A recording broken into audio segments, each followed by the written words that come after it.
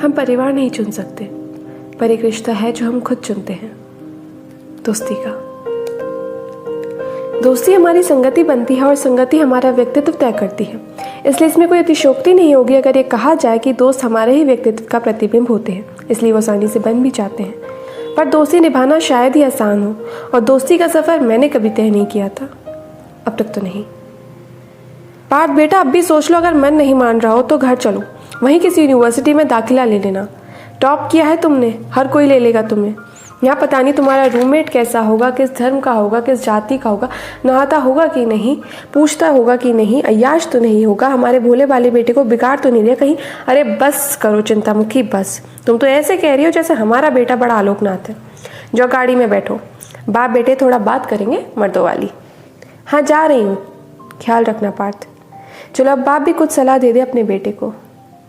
बेटा, ये जो रूममेट होते हैं ना, ये कपल है, एक अरेंज्ड मैरिज वाला जोड़ा जिसकी अभी अभी शादी हुई है और एक दूसरे के नाम के अलावा कुछ भी नहीं पता। दोनों को स्वभाव अभी घूंघट और सहरे से ढका है।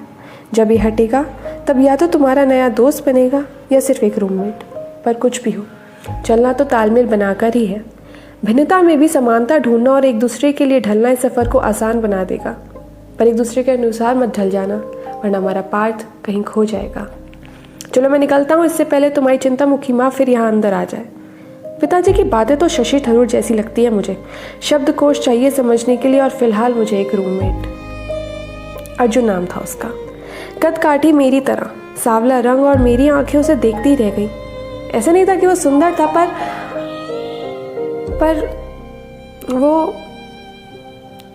वो था। हाय राम, ये क्या हो गया? मेरे रूम में मेरा पार्टनर वो निकला। अगर घर में पता चला तो बुला लेंगे। वापस रूम चेंज करने की अर्जी डालनी पड़ेगी जल्दी, अभी के अभी। हद हो गई मतलब। अब ऐसे लोगों के लिए अलग हॉस्टल क्यों नहीं बनवाते? ठीक है, कानून ने मान्यता दे दी है, मैं भी कोई नफरत नहीं करता, पर 4 साल तक ऐसे इंसान के साथ कैसे? भय की एक लहर अंदर बह रही थी और कंपन से मेरी सांसें गहरी हो रही थी। हाय अर्जुन, उसने हाथ आगे बढ़ाया और मैंने पैर पीछे। जानबूझ के नहीं किए थे कसम से, पर हिम्मत ही नहीं थी कि किसी वैसे से हाथ भी मिलाएं। हे गंगा मैया, कहाँ फंसा दिया? कौन सा पाप किए थे? लगता है पिताजी की जीभ पर सरस्वती विराजमान थी। हमें सच में कपल वाली फीलिंग आ रही थी, और बात को फैलते देर भी नहीं लगी। सबने बातें बनाना भी शुरू कर दी। इधर अर्जी भी खारिज कर दी गई। वजह दी गई, आप एक असंप्रदायिक देश के युवा हैं, ये कारण आपसे अपेक्षित नहीं, और मुझे इस यूनिवर्सिटी से अपेक्षित नहीं। 4 साल एक तरफ इंजीनियरिंग दिमाग खाएगी और दूसरी तरफ उसका डर। दोस्ती तो छोड़ो, मैं दुश्मनी भी नहीं कर सकता इसके जैसे से। जिंदगी क्या इससे बुरी हो सकती थी? अर्जुन पार्थ एक ही इंसान के नाम थे, पर यहाँ तो लिंक भी भिन्न है। अब कौन सी समानता ढूंढूं मैं? शुक्र है हमारे डिपार्टमेंट अलग थे, वरना नर्क बन जाती जिंदगी। खैर, दिन बीतते गए। बातें सिर्फ उतनी होती थी जितनी काम की हो, वरना बाकी दिन पुस्तकालय या दूसरे दोस्तों के रूम में, जहाँ वो गंदे और बेहुदा सवाल पूछते और अर्जुन का मजाक उड़ाते। अपनी किस्मत का गुस्सा निकालने के लिए मैं भी थोड़ा बहुत शामिल हो जाता, और 2 महीने यही करते करते कैसे निकल गए पता ही नहीं चला। शायद कभी चलता भी नहीं, अगर वो रात ना आई होती। वो रात ना आई होती तो ये अर्जुन पार्थ की कहानी ना लिखी होती। मैं और वो अपने बिस्तर पर रोज़ की तरह लेटे हुए थे। मैं रोज़ की तरह चादर ओढ़ के लेटा हुआ था। तभी पेट में दर्द उठा। कुछ देर तो मैं पेट पकड़कर लेटा रहा, फिर अचानक हल्की सी चीख निकली और अगले ही पल में अस्पताल में था।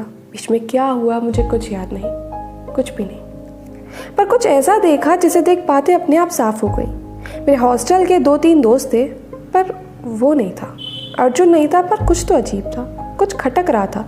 तब दोस्तों ने बताया कि अर्जुन ने एम्बुलेंस बुलाई, मेरे घर वालों को खबर दी और मुझे मेरे दोस्तों के साथ लेकर यहाँ आया। खैर इतना तो हर कोई करता है, मतलब मैं होता तो मैं भी करता। फिर कुछ ऐसा पता चला जिससे ये समझ आया कि हर कोई सब कुछ नहीं करता, कुछ कुछ ही करता है। डॉक्टर से पता चला कि मेरे इलाज से पहले जो एडवांस गए थे वो अर्जुन ने दिए थे, और फर्स्ट एड भी अर्जुन ने ही दी थी। अस्पताल के फॉर्म पे मरीज से रिश्ता लिखना था। उसमें उसने जो रिश्ता लिखा वो रिश्ता तो उसने पहले दिन से माना और आज निभा भी दिया, पर मैंने तो कभी सोचा भी नहीं था। इंसानियत का रिश्ता।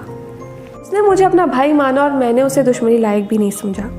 वो मुझे मेरी असुविधा से बचाने के लिए अस्पताल से चला गया और मैं हर रोज़ कमरे से बाहर निकल जाता था उसे इसी असुविधा का एहसास दिलाने के लिए। अर्जुन वो है, इस बात का एहसास मैंने उसे हर रोज़ दिलाया, पर उसने इस भिन्नता में भी समानता ढूंढ ली। मैंने नहीं, उसने हालातों से जीना सीख लिया। मुझे नहीं पता कि ये भिन्नता बीमारी है, सोच है या प्राकृतिक है, पर ये दोस्ती की एक बंदिश कभी नहीं बन सकती। और मेरा रूममेट सच में मेरी खुशी के लिए ढल गया, वैसे ही जैसे दोस्त ढलते हैं। वो मेरा प्रतिबिंब तो नहीं, पर हाँ, मेरा रूममेट मेरी प्रेरणा ज़रूर बन गया। हाय गाइस, आई होप आपको ये स्टोरी अच्छी लगी हो। बेसिकली ये स्टोरी मैंने 2018 में लिखी थी फॉर अ कंपटीशन, बट उसका कुछ हुआ नहीं था। देन ये स्टोरी मुझे एक मैगज़ीन में भेजने का मौका मिला, that was Galaxy magazine, and वहाँ ही पब्लिश हुई अभी मई 2020 में।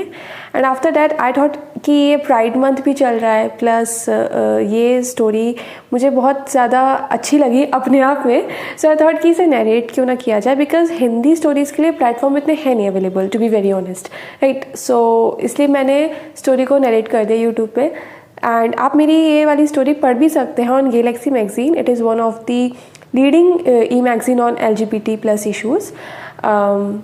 So if you like it, do share, subscribe and comment and let me know कि story telling किस तरह से की जाए और क्या feedback होनी चाहिए, मतलब just honest feedbacks, you know, because I don't do story telling. It was my first try with this. Okay.